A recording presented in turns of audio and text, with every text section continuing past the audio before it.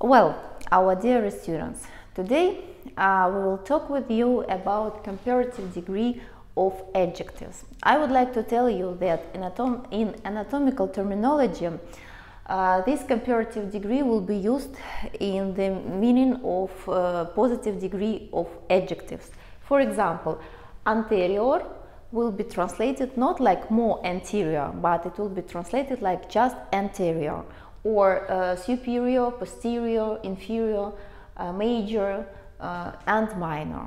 So speaking about the dictionary form, I would like to tell you that it will contain only two endings. For example, anterior will be typical for masculine and feminine gender of the nouns, and anterius will be typical for neuter gender nouns. The same will be posterior, posterius, superior, superius, inferior, inferius, major, maius, minor, minus.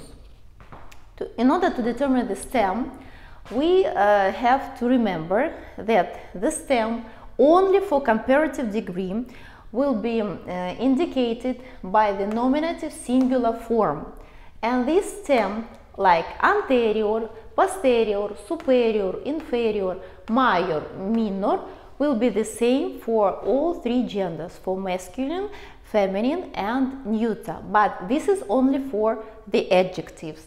It means that in order to make another adjectives form, we have to add to this form these typical endings. For example, if we want to say that this is the genitive, this is the neuter, it will be maius for the nominative case, majoris will be for genitive singular, majora for nominative plural, and majorum for genitive plural. If we want, for example, anterior, it will be anterior for singular, anterioris for genitive singular, anteriores for nominative plural, and anteriorum for genitive plural.